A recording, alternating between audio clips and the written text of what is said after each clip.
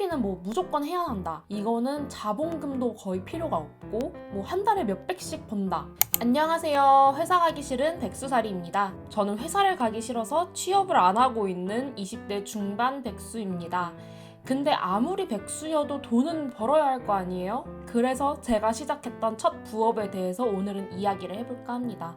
이 영상은 무조건 비추천이라는 말은 아니고요. 그냥 저의 실패기를 담은 영상이니까 보시고 얘는 이렇게 실패를 했구나 라는 정도로만 생각을 해주셨으면 좋겠습니다. 한창 많이 떴던 부업인데요. 여러분 혹시 다들 쇼피라는 사이트 아시나요? 쇼피는 동남아시아 사람들에게 물건을 판매하는 사이트인데요. 지금은 열풍이 많이 줄어든 것 같지만 2021년도, 2022년도쯤에는 한창 쇼피라는 사이트가 열풍이었어요. 사실 저도 시작을 하게 된 이유는 유튜브 때문이었는데요. 유튜브 알고리즘에 이상하게 쇼피에 관련된 영상들이 자꾸 뜨더라고요. 근데 그거 아시죠? 막상 그런 영상들을 보면 다 성공한 이야기만 하는 거. 제가 봤었던 영상들도 그랬는데요. 가장 기억에 남는 게 하나 있는데 쇼피는 뭐 무조건 해야 한다. 이거는 자본금도 거의 필요가 없고 재고도 안 쌓이고 네이버 스마트 스토어보다 진입장벽은 살짝 있으나 그만큼 셀러가 없어서 무조건 성공한다. 뭐 나는 이거 시작하고 3개월 만에 뭐 몇천을 벌었다. 이런 말들.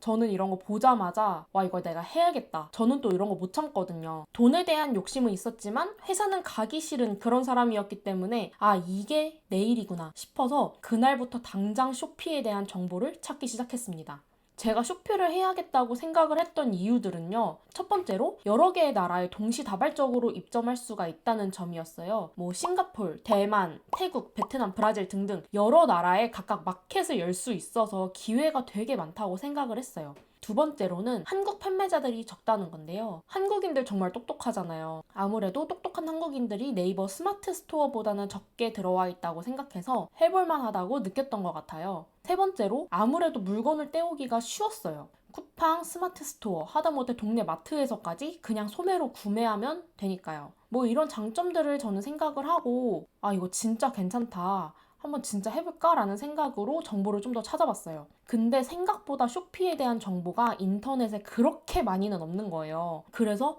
이거 진짜 블루오션이구나. 그러면 내가 이거 해야겠다. 이거 하려면 어떻게 해야 되지? 하고 찾아보다가 이제 강의를 들어야겠다 생각을 했죠. 사실 내가 모르는 분야에 대한 정보를 돈으로 살 수 있다는 게 얼마나 좋아요. 전문가분이 몇 년 동안 이제 공부를 해왔던 그런 노하우들 저는 돈으로 살 수 있다는 거잖아요. 그래서 한 4번 수업하는데 50만 원쯤 하는 유료 강의가 있어서 그걸 신청을 했어요. 근데 또 그 강의도 아무나 못 들어. 아무나 못 듣고 뭐 자기소개를 하고 뭐 지원 동기를 말을 해야 돼요. 그래서 뭐 누구 한 명은 막 탈락을 해요. 저는 그걸 또 열심히 준비를 했죠. 준비를 해서 선발이 된 거예요. 그래서 나 진짜 큰일 났다. 나 이제 쇼피로 돈 엄청 벌겠다. 이러면서 좋아라 했어요. 제 상상으로는 이미 월천 벌었어요. 진짜로. 근데 수업을 듣고 진짜 열심히 했거든요. 하루에 10시간 정도 뭐 물건 소싱한 적도 있고 한국 물건 중에서 동남아시아 사람들한테 인기 있는 제품이 뭐가 있을까 생각하면서 그걸 막 상품 등록을 해요. 근데 안 팔려요. 진짜 많이 안 팔리더라고요. 저도 뭐 나름 여러 가지 노력은 했어요. 일단 하루에 뭐 적어도 5시간씩은 상품 소싱하고 상단 노출 마케팅, 후기 쓰면 할인 쿠폰 주는 이벤트, 최저가 세팅 등등등 진짜 많이 해봤거든요. 한 6개월 했는데 한 달에 순수익이 한 50만 원 정도 나더라고요. 하면 할수록 들이는 노력에 비해서 성과가 안 나오는 게 보일 정도? 그래서 저는 이 상태로 계속 하다 보면 답이 없겠다. 큰 돈은 절대 벌 수가 없겠구나 라고 생각이 들어서 그만뒀습니다. 이제 제가 그만둔 이유에는 나름 실패 이유에 대해서 분석을 해봤는데요. 제가 실패했던 실패 이유와 쇼피셀러로서의 단점들을 합쳐서 말씀드려 볼게요. 첫 번째로 일단 가격 경쟁력이 없었어요. 애초에 동남아시아 나라들의 특성상 한국에 비해서 가격들이 좀 대체적으로 저렴하거든요. 그래서 그 가격을 맞추기 위해서는 저도 대량으로 가져와서 저렴한 가격으로 판매해야 하는데 아무래도 쿠팡이나 뭐 스마트 스토어처럼 소매로 가져오니까 가격이 타 셀러에 비해서 너무 비싼 거예요. 근데 거기에 지파지로 보내는 국내 배송비와 해외 배송비도 추가로 붙어요. 그래서 일단 가격 경쟁력이 없었습니다. 그리고 중국인 셀러가 그렇게 많아요. 가격도 뭐 한국이랑 비교할 수 없을 정도로 엄청 저렴해서 상단 쪽은 거의 중국 셀러들이 많이 먹더라고요. 자, 이제 두 번째로는 이제 해외 셀러다 보니까 가지고 있는 불리함이라고 저는 이제 생각을 했는데, 동남아시아 국가들에 생각보다 한국 물품이 엄청나게 많아요. 그거 아시나요? 생각보다 한국 물품이 진짜 글로벌해서 웬만한 건 다 현지에서 구매할 수 있어요. 근데 우리도 빠른 배송 좋아하듯이 외국인들도 빠른 배송 좋아하거든요. 현지 셀러가 배송하면 한국에서 배송하는 것보다 가격도 저렴하고 빨리 오는데 굳이 해외 배송비도 추가로 내면서 배송 기간도 오래 기다릴 필요가 없잖아요. 그래서 아무래도 현지에서 판매하는 게 아니다 보니까 조금 불리한 점이 있었던 것 같아요. 이제 세 번째로는 계속해서 높아지는 수수료율과 잦은 정책 변경?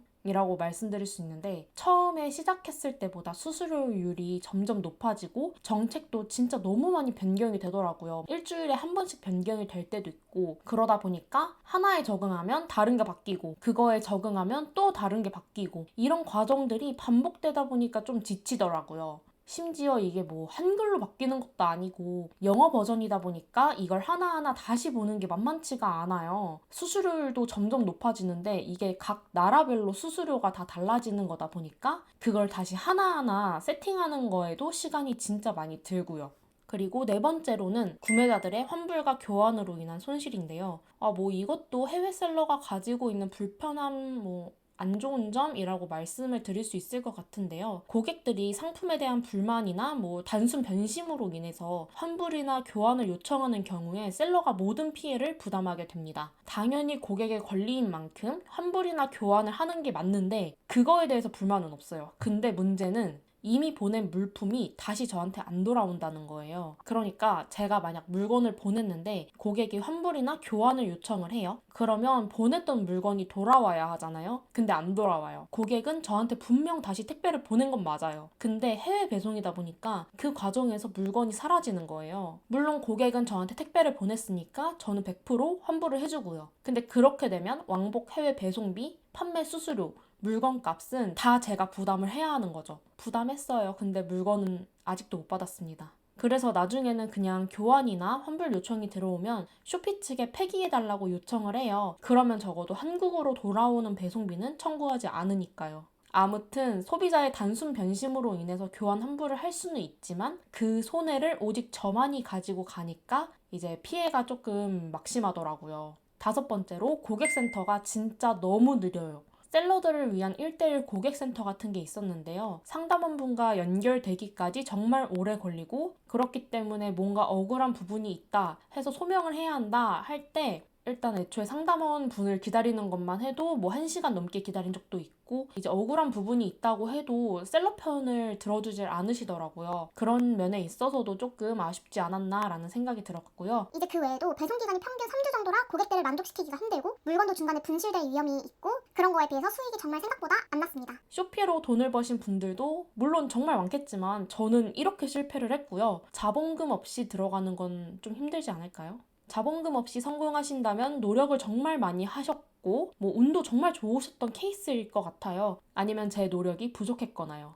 근데 저는 후회는 없습니다. 일단 해보고 싶었던 일 중에 하나인 쇼피를 해봤다는 거에 대해서 의의를 두고 있어요. 사실 인터넷에 찾아보면 대부분 좋은 이야기잖아요. 내가 이만큼 벌었고 막 진짜 얼마 안 했는데 이렇게 성공했고 얼마 벌었고 너희도 해라, 약간 이런 얘기들 뿐인데, 저처럼 실패한 사람들의 이야기도 하나쯤은 들어보시고 내가 정말 시작할지 말지 결정하시길 바랍니다. 저는 회사에 가지 않고 엔잡만을 하면서 살아가고 싶은 사람이기 때문에 계속해서 여러 일에 도전을 하고 있는데요. 다양한 도전을 하다 보면 언젠간 저도 직업을 갖게 되지 않을까요? 그날이 오기를 바라면서 계속해서 여러분께 좋은 영상 보여드리도록 하겠습니다. 구독과 좋아요는 꼭 부탁드려요. 정말 큰 힘이 된답니다. 그럼 다음 영상으로 만나요. 안녕.